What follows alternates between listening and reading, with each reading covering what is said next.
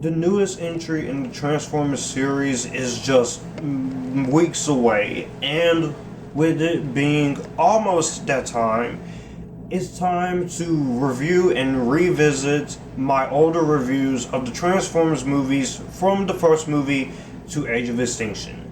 Let's go.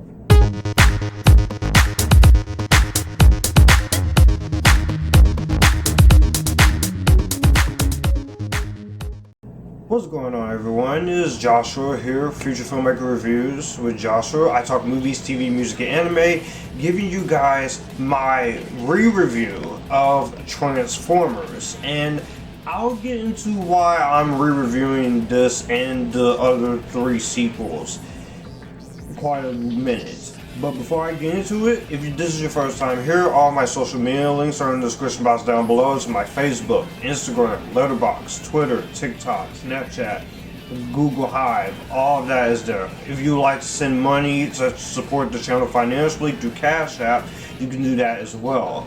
And my Amazon wish list is in the description box down below if you would like to send me anything from my Amazon wish list. Address is down there too, that way is the safest place you could do it. Not asking you to, but if you would like to, go right ahead, I wouldn't mind. But with that being said, let's talk about Transformers. And as you can see, I do have the 5 movie collection pack. This was given to me by Kenneth from Kenneth Movie Corners. Very excited to talk about these movies again. And part of the reason why I'm reviewing the first 4 movies, not only because Rise of the Beast is coming out, which I'm really looking forward to, it's also because when I reviewed those movies 7 years ago on my channel, since I have deleted them, I was not very satisfied with them. I didn't put a lot of passion there. I was a newcomer still, and I didn't find my particular voice.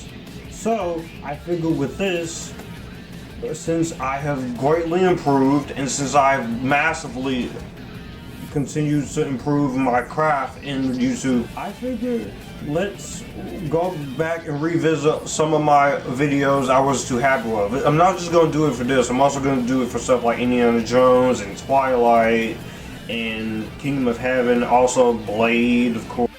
They can take any shape. Dear God, what is this? They can hide anywhere. What the heck was that? And on July 4th, we're facing war against a civilization far superior to our own. the battle for our freedom begins. We're so dead. Bring it! Transformers starts everywhere July 4th. The first Transformers movie was directed by Michael Bay. It was written by Roberto Orci and Alex Kurtzman from a story by those two and John Rogers.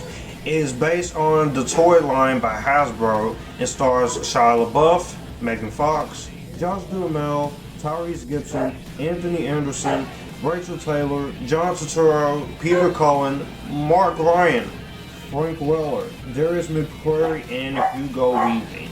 This came out in July 3rd of 2007. 16 years ago. Damn, I'm getting old. I remember when this movie was getting ready to come out. 16 years ago. I was just a young kid in elementary school. I was 7 going on to 8 years old. I remember when my mom first bought a DVD copy of Norbit, and there was a trailer on there for the first Transformers. It was the teaser trailer, and I became very fascinated. I didn't grow up in the 80s, and I didn't watch the old 86 movie, and I didn't watch a whole lot of cartoons, but I wasn't aware of who the Transformers was, and I didn't know of them. I did watch a few little cartoons here and there, but I barely remembered them. So, going into Transformers, this was kind of like my introduction to this, and I know when this movie was getting ready to come out, the number one thing that a lot of people was very hesitant on was Michael Bay directing. A lot of people were pretty upset when he was announced. They said he was going to ruin his childhood, they were going to destroy Transformers, and this was in development with a G.I. Joe movie in 2003, but by John Murphy, who was initially interested in doing a G.I. Joe movie at first, but Murphy and DeSantos developed Transformers. They started writing a treatment. Steven Spielberg came on board as an executive producer of these movies, hired Roberto Orci Alex Kurtzman, who wrote Mission Impossible 3, to write the script, and so filming was started, and this movie came out to big success. It was the 5th highest grossing movie of 2007, grossing $709 million with an estimated 46 million movie tickets. I remember a lot of the promotional campaigns. You had toys, you had comic books, you had prequel comic books, you had product placement deals with Burger King and GM and eBay. I remember also having the little toy where you get to play the interactive activities. I did have that one time as the movie was coming out. And also, back in elementary school, I remember going on the movie website when website movies was a thing, and it told you to choose your side, Autobot or Decepticon. I will always go to the Autobots.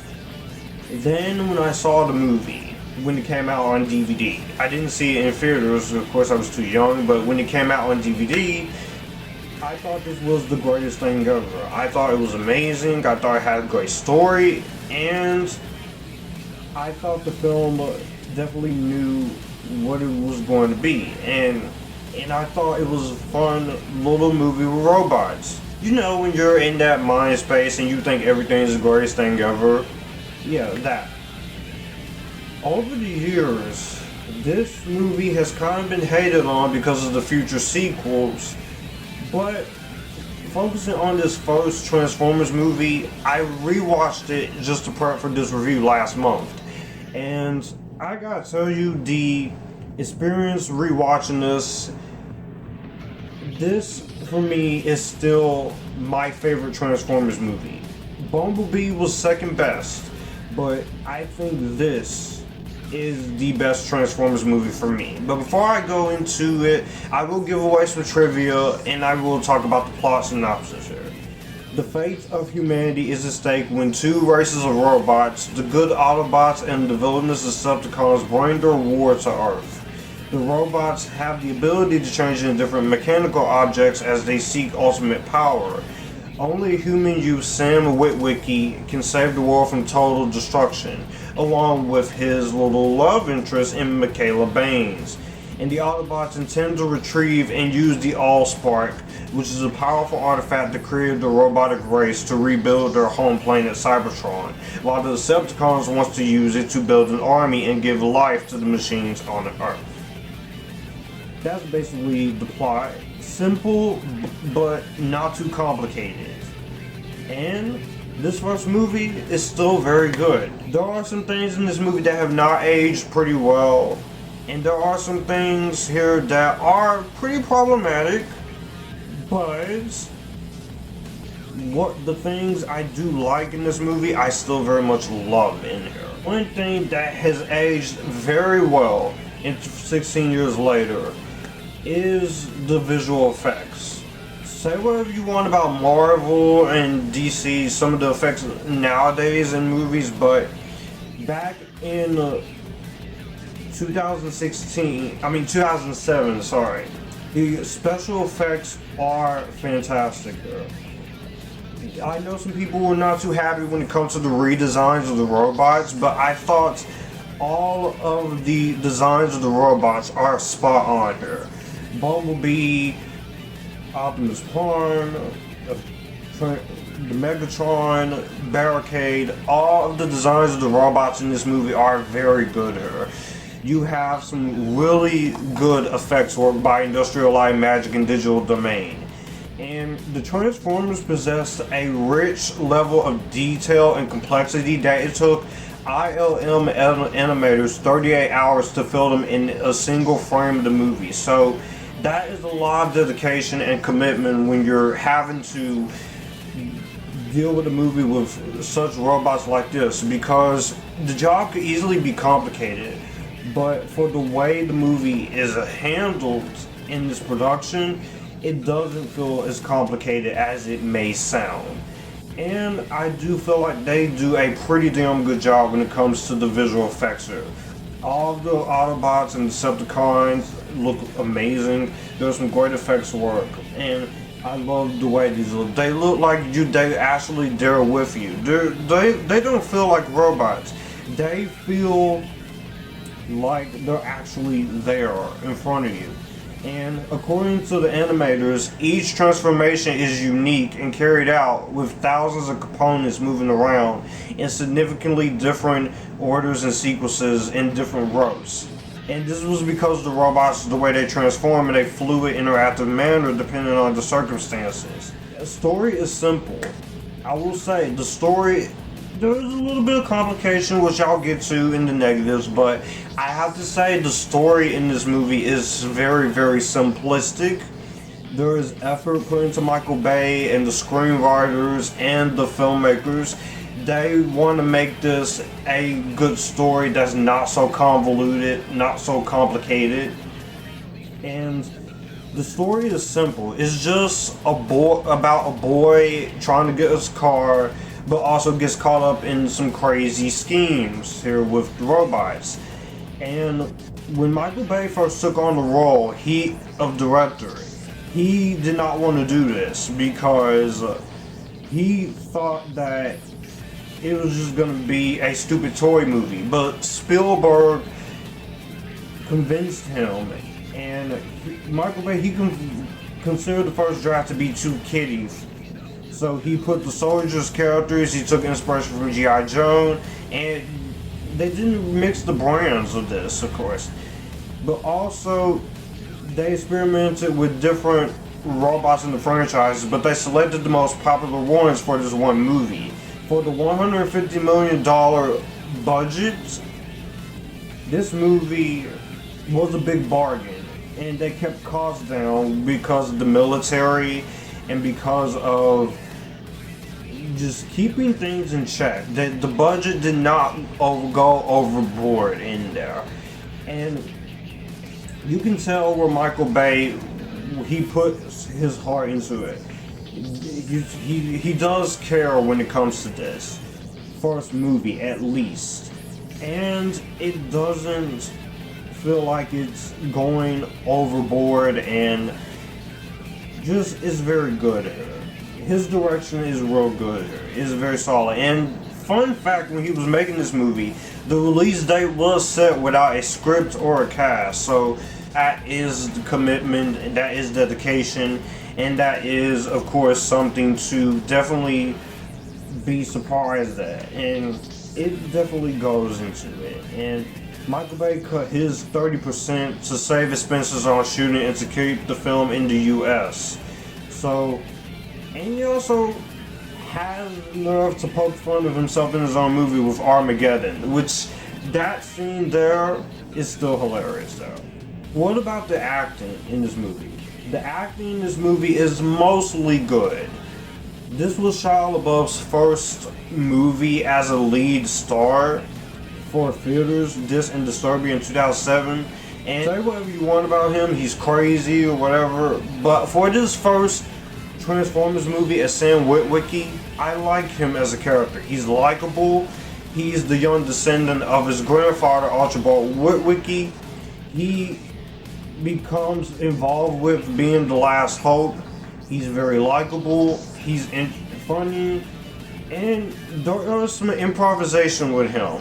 And I think Shia LaBeouf, of the three movies, I think this first movie is the best he's been. He's good in the first three, but this is the best he's been in this movie.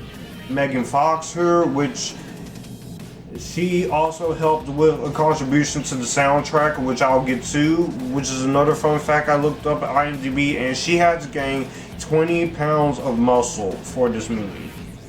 But obviously, this was the one thing everybody was going to go see this movie for, besides the robots, was Megan Fox. A lot has been said about Megan Fox's acting quality, and for me, I think she's a decent actress when you give her something to work with.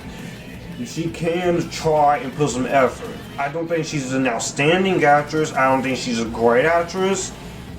But she does try when you give her something to work with.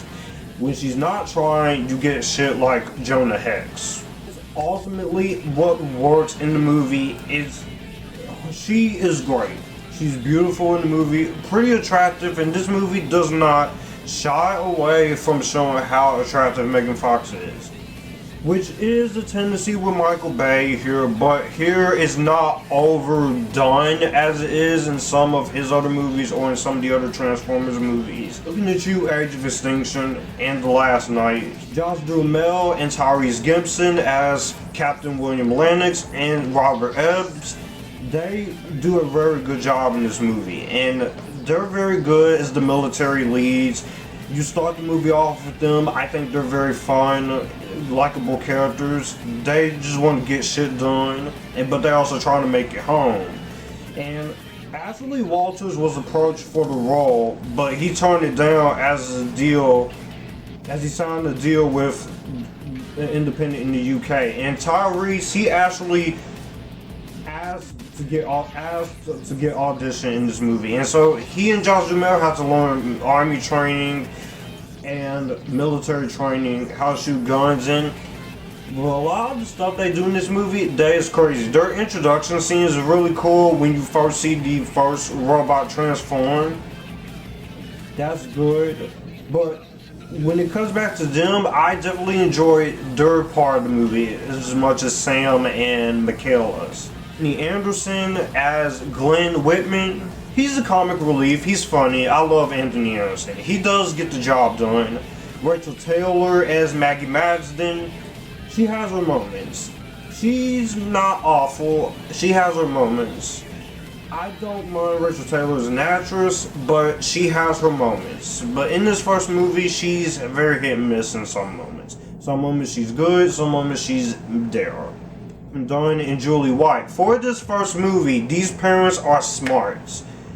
They do good as Ron and Judy Witwicky. They're not stereotypes. They're not doing crazy, stupid shit like in the second movie. I think they do a very good job in the movie. You also got cameos by the late Bernie Mac, Glenn Morshower, who is always nice to see that guy in stuff. John Turturro in here for a little bit as Agent Seymour Simmons, who he has a very good, very funny moments. And some of the comedy in this movie is funny, I'll give you that. Some of it makes me laugh. I do get some laughs out of some of the comedy, especially with Bumblebee playing music in the car when you first see Michaela. Sorry, just working out the kinks, you know.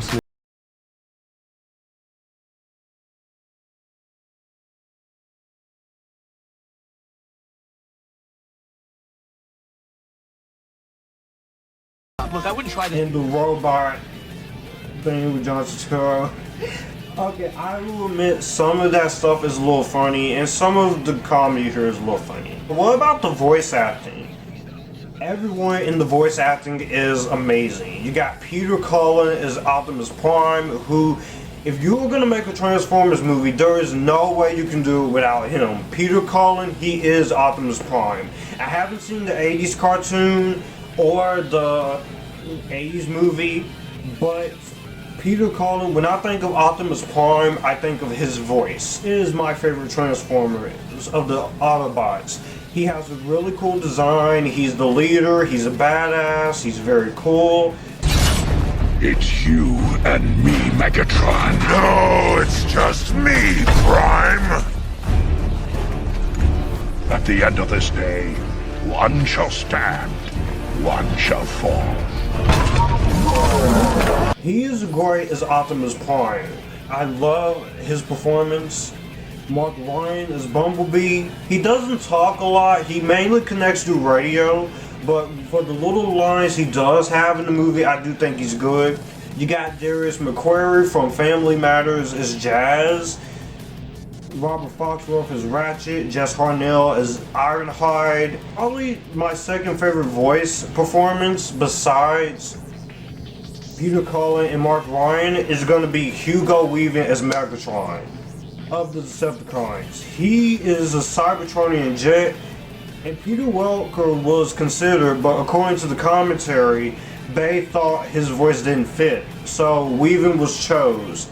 So after Weaving left the role, he came back in later sequels. Hugo Weaving is a great villainy presence of Megatron. You also got Reno Wilson as Frenzy, Charlie Adler as Starscream, you got Bone Crusher, you got Barricade in here, you have Scorpion, which his moment in the desert scares the hell out of me still. Even when I first saw it in the trailer and when I saw the movie, I'm like, I'm scared of Barricade.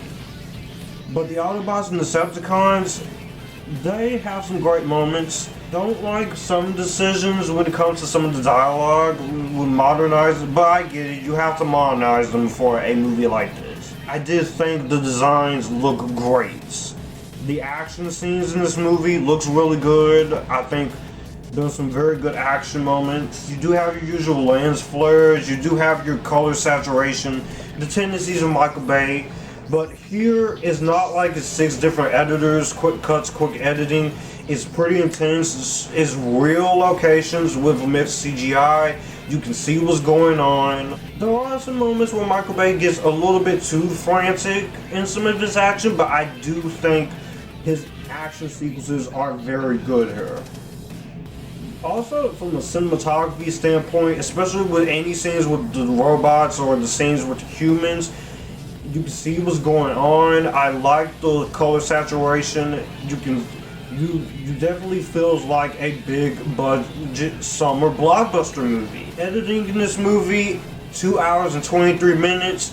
I don't feel it except for one little subplot. 3 editors in this movie. It's a well edited film. It's not overly edited to crap. You can tell these editors know what they're doing. You have Glenn Scantlebury as one of the editors. I love the musical score in here by Steve Jablonsky. He is actually a protege of, he and Lauren Balfe. Those two who's gone on to do great success in music, they are actually proteges of Hans Zimmer. The Autobots, they have 3 theme songs, which made the theme songs of this movie are very good. The Decepticons have a chanted theme which relies on electronics.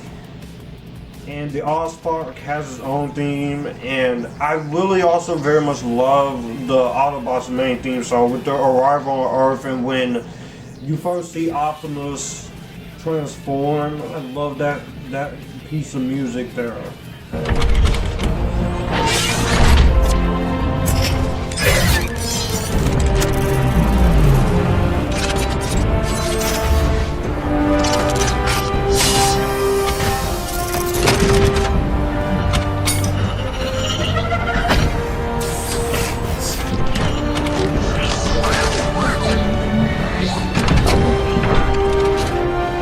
It plays throughout the movie.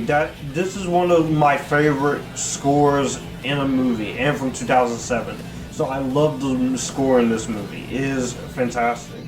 But equally as fantastic is the soundtrack. You got some good musicians here. You got the Goo Goo Dolls, you got Disturbed, you got Linkin Park, which was actually from the help of Megan Fox. Megan Fox actually went to Michael Bay and she attended a Linkin Park concert, and when it was over, they met her personally and stated that they heard about the Transformers movie and they requested could they have a song. And there you have one of probably my favorite Linkin Park song. Cue that song. So let mercy come and wash away what I've done. I'll face myself to cross out what I've become. Erase myself and let go of what I've done. When I hear that song, especially in this movie, I just can't help but sing along to it. I love Linkin Park. I haven't listened to all their songs, but I think they do good. All the positive stuff that I'm mentioning You may think, do I have any issues with this movie? Of course I have some issues. This is not a perfect movie. Looking at the characters in this movie, not the best character development for a lot of these characters. Now, Sam and Michaela, you do get the most focus on besides Lennox and Epps. But some of the other characters here, I kind of feel like they don't have a lot more to do. And I do wish more time was taken to put more care into the characters like it was with the story and action set pieces.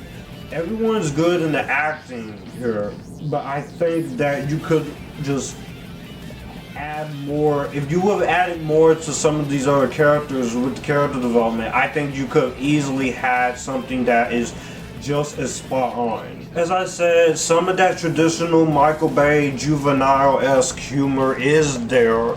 You definitely get some of it here, and it's definitely present when it comes to this movie. Some of it is good. Some of it made me laugh. Some of it can get a little bit too much when it comes to some of the humor, and Michael Bay, I could wish it did tone it down a little bit. It's not as egregious as some stuff here. There is moments with Shia LaBeouf where he's screaming like a little girl that always makes me laugh. I don't know what it is. Maybe there is about 20 minutes of this movie you could easily cut out. I have seen this movie a lot on TV, on cable, and what do I mean by that? You may ask? The CIA subplot with Jon Voight. Jon Voight is a great actor. He is the father of Angelina Jolie, of course, who is one of my favorite actresses. I think, for the most part, Jon Voight does a good job, but when it comes to the CIA and military happiness stuff here, this is some stuff, while I understand why it's necessary to the plot, you could have cut it out by 15 to 20 minutes with the White House CIA subplot. I'm never bored watching this movie every time, but you could have cut some of that out and it would shave off some of it much better. But it's not as overly long and overly exhausting as Age of Extinction, which we'll get to, because I got some serious bones to pick with that movie. Overall, this might be the longest another one of the longest reviews I've ever done, but the first Transformers still holds up. This is it's a fun movie. It's a movie you can just get some popcorn, get some Cheez-Its, or get any kind of snack you want, maybe some Twizzlers or something, and you can just have a good time with it. I know there are some people who is not a fans of this movie. There are some Michael Bay flaws here, but there's still some good things in this movie here. I do like the action scenes. There's some good story beats. I like the performance. The cinematography is such as there, and if you are a fan of the first of Transformers, I would say give this a watch if you're very hesitant on watching it. And for those who has not seen it, this is one of the highest grossing of 2007, and it was also one of the highest grossing DVD movies when people bought it on DVD in 2007. So I would recommend seeing this, but be cautious with some of the issues I do have into this. I don't think this is a perfect movie, but 16 years later, this is still the best of the Transformers series, and personally for me, I find this to be an epictastically fun time. So, definitely worth the price of admission for me. Well, that's going to do it for the video that you just watched. I will have my channel here, so you will like to see anything here. Click the channel icon, subscribe for more. I will also leave a video and maybe a playlist here, so in case you want to see what I'm about. As always, stay Epictasticness, join the Epictasticness, and you guys keep it cool.